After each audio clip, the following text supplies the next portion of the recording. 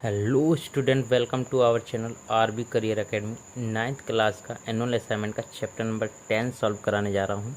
चलिए चलते हैं चैप्टर 10 के क्वेश्चन नंबर 1 पर। क्वेश्चन नंबर 1 कह रहा है कि दी गई आकृति में ABCD चक्रीय चतुष्कोण, जिसे इंग्लिश में कहते हैं साइक्लिक क्वाड्रिलेटरल है। AC और BD इसके विकर्ण हैं। AC और BD इसके विकर्ण हैं, यानी डायगोनल्स हैं। इंग्लिश में कहेंगे इसे डायगोनल्स हैं। और हमें दिया गया है DBC, एंगल DBC 55 है, एंगल DBC 55 और एंगल BAC 45 दिया गया है। तो एंगल BCD हमें ज्ञात करना है। तो चक्रीय चतुष्कोण में, यानी कि साइक्लिक क्वाड्रिलेटरल में, चक्रीय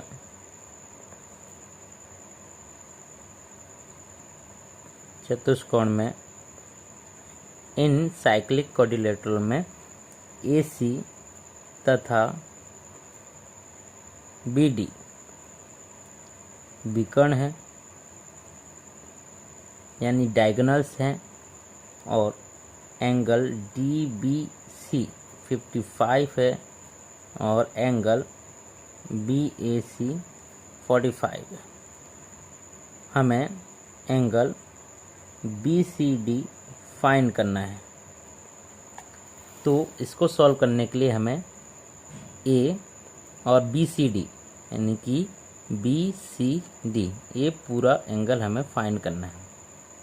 इसके लिए हमें पता होना चाहिए कि जो साइक्लिक क्वाड्रिलेटरल होता है, जिसके आमने सामने के एंगल का सम 180 होता है, तो इसमें हमें पता होना चाहिए कि एंगल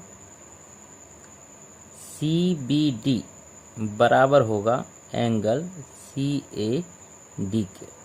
एंगल CBD जो हमें दिया गया है वो किसके इक्वल होगा? एंगल CAD के, यानी इस एंगल के बराबर। तो एंगल CBD जो हमें 55 दिया हुआ है, इसी तरह से एंगल CAD भी हो जाएगा 55, तो ये भी हो जाएगा 55। अब एंगल हमें A मिल गया है, तो एंगल A के लिए हम क्या लिख सकते हैं? एंगल A बराबर हो जाएगा angle A CAD, angle CAD plus angle CAB, angle CAB। CAD अभी हमने निकाला 55 है, प्लस CAB दिया हुआ है 45 है, दोनों प्लस करेंगे। एंगल A बराबर मिल गया हमें 100। इसी तरह से अब एंगल A मिल गया है, और अभी हाल मैंने बताया कि एंगल A और एंगल C चक्रीय चतुष्कोण में आमने सामने के, यानी कि अपोजिट एंगल का सम 180 होता है। तो हम लिख सकते हैं चक्रीय चतुष्कोण में, चक्रीय चतुष्कोण में आमने सामने के, आमने सामने के कोणों का योग 180 होता है। तो angle A plus angle C बराबर हो जाएगा 180। एंगल A हमें निकाल लिया है 100, प्लस एंगल C बराबर हो जाएगा 180। एंगल C बराबर 180 माइनस 100, एंगल C बराबर हो जाएगा 80 डिग्री।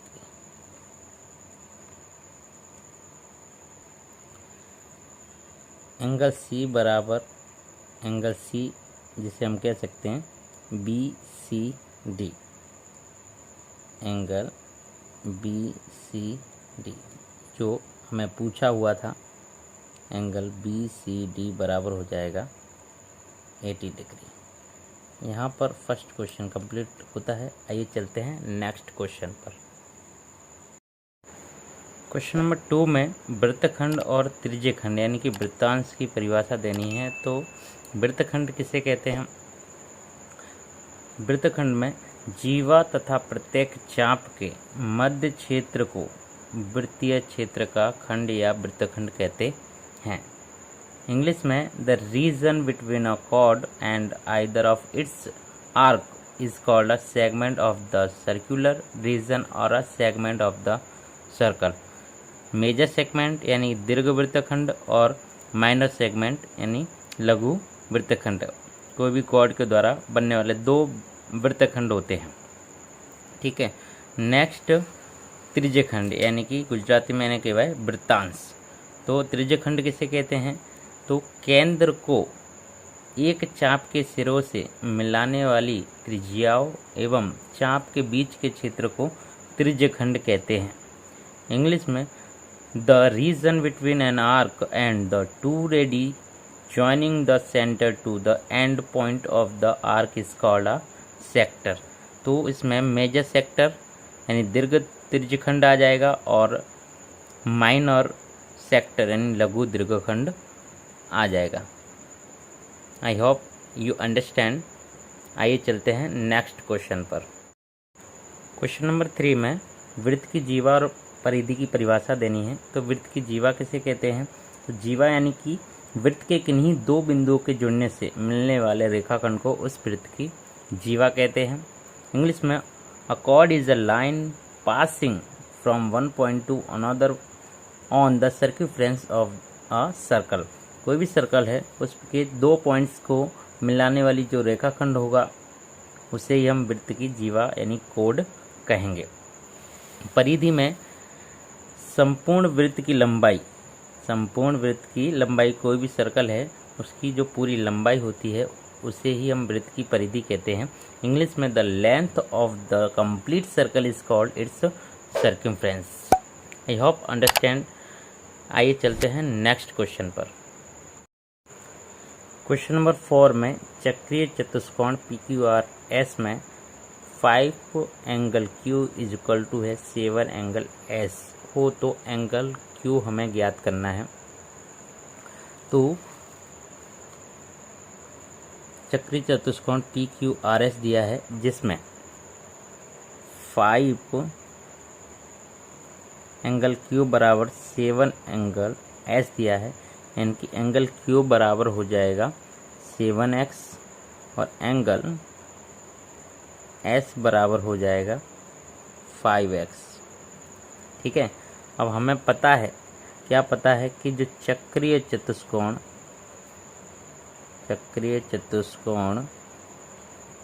के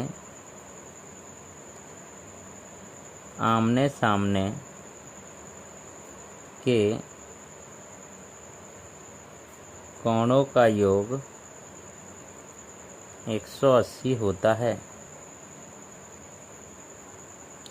यानी कि इंग्लिश में any cyclic quadrilateral opposite angle, यहाँ पर Q और S पूछा है तो Q और S अपोजिट एंगल हैं तो इनका सम जो होगा वो 180 होगा।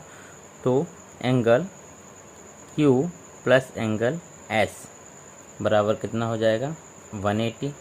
तो एंगल Q कितना है 7x और S कितना है 5x is equal to 180। 7x और 5x कितना हो जाएगा 12x is equal to 180। 12 multiply में है, डिवाइड में जाएगा तो x की कीमत निकल कर आ जाएगी 15। ओके।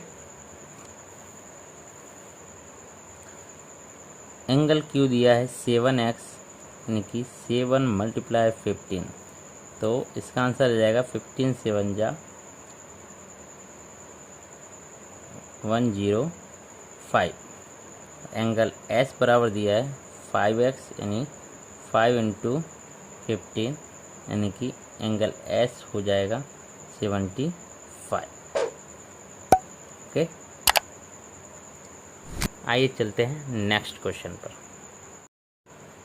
क्वेश्चन नंबर 5 में बताना है हमें साबित करना है कि वृत्त की समान जीवाएं यानी सर्क्यूम्फरेंस वृत्त के केंद्र पर समान कोण बनाती हैं। ये दो समान जीवाएं हैं ए बी और सी डी, जो केंद्र पर ये जो एंगल हैं वो हमें समान बताने हैं, ये समान कोण बनाएंगी। इसके लिए ये दोनों दो त्रिभुज जो हमें मिल रहे हैं इन दोनों को हम कॉन्ग्रुएंट बता दें यानी कि सर्वांग सम बता दें तो ये दोनों एंगल समान हो जाएंगे। तो इसे करना कैसे है देखें, तो दी गई आकृति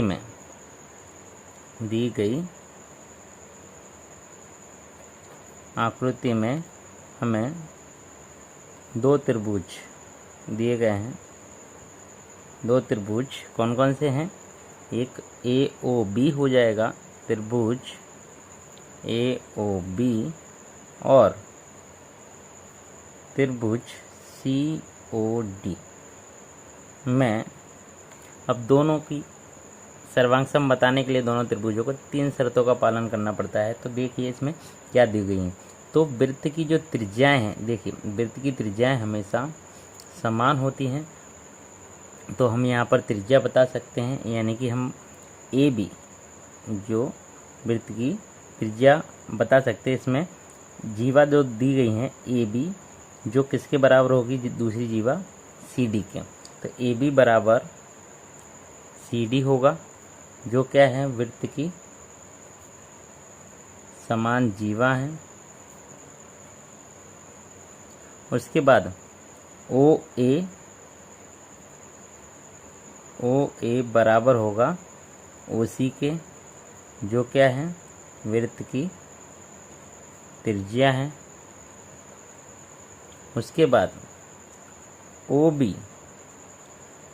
बी बराबर हो जाएगा ओ डी, ये भी क्या है वृत्त की त्रिज्या। ठीक है, इससे हमें ये 3 शर्तों से हमें पता चल जाएगा कि ये दोनों त्रिभुज जो हैं वो सर्वांग सम है, कॉन्ग्रुएंट है। तो हम कह सकते हैं त्रिभुज ए ओ बी सर्वांग सम यानी कॉन्ग्रुएंट होगा त्रिभुज सी ओ डी से। सी ओ डी कौन सी शर्त होगी, एस एस एस यानी कि साइड साइड साइड से। इस शर्त से हम कह सकते हैं कि सी ओ डी ये वाला एंगल और ए ओ बी ये वाला एंगल दोनों क्या हो जाएंगे, सर्वांग सम हो जाएंगे। तो एंगल सी ओ डी बराबर हो जाएगा एंगल ए ओ बी के। ठीक है, by C P C T से। ठीक है, ये जो हमें प्रूव करना था वो हमने प्रूव कर दिया है। आइए चलते हैं नेक्स्ट क्वेश्चन पर। क्वेश्चन नंबर 6 में बता रहे हैं कि पी केंद्रित वृत्त की जीवा यानी सर्कमफ्रेंस ए बी और सी डी समान है। तो ए पी बी ये हमें दिया हुआ है 80।